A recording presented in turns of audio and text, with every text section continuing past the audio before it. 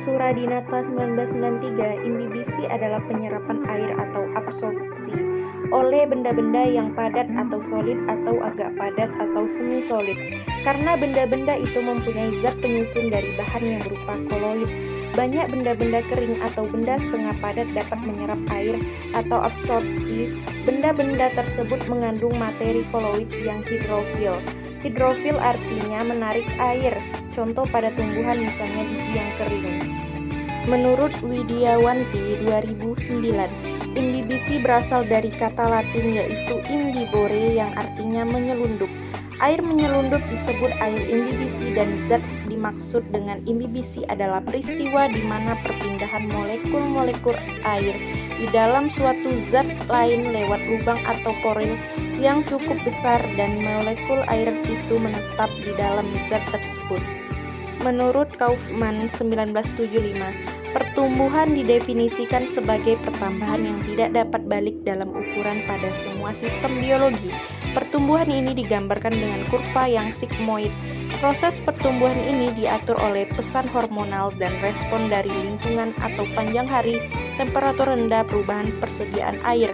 Pertumbuhan berikutnya disebut diferensiasi yang didefinisikan sebagai pengontrolan gen dan hormonal serta lingkungan yang merubah struktur dan biokimiawi. Perubahan ini terjadi pada hewan dan tanaman saat berkembang.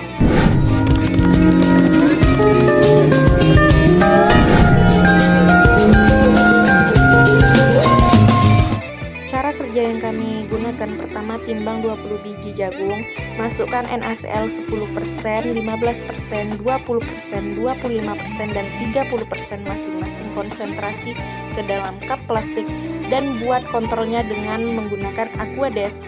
Masukkan jagung yang sudah ditimbang pada masing-masing larutan, tutup dan biarkan selama 48 jam. Setelah 48 jam, ambil biji jagung, bersihkan dari cairan yang melekat dan timbang lagi lalu dicatat hasilnya. Masukkan 20 biji jagung ke dalam cup, lalu kemudian ditimbang, lalu ukur seberapa dibutuhkan NaCl dan Aquades, kemudian dimasukkan ke dalam cup. Kemudian tutup menggunakan plastik pulp, diamkan selama 48 jam. Setelah 48 jam, kemudian perlakuan ditimbang kembali dan dicatat hasilnya. Jadi, ketika biji jagung direndam dalam larutan NaCl selama 48 jam, beratnya bertambah karena proses imbibisi, yaitu penyerapan air oleh biji. Waktu perendaman yang lama seperti 48 jam memberikan cukup waktu bagi air untuk meresap ke dalam biji.